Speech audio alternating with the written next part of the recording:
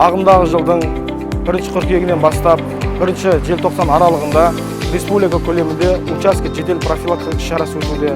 Учаске іс-шарасы кезінде басты мақсат учаскелік полиция инспекторлары өзінің әкімшілік аумақтарында тұрғындардың, яғни халықтың полицияға деген сенім деңгейін қалыптастыру, құқықтары мен заңды мүдделерін қорғау, сонымен қатар кез келген құқық бұзушылыққа жол бермеу, алдын алу және жол кесу және де қоғамдық тәртіпті қамтамасыз ету болып танылады.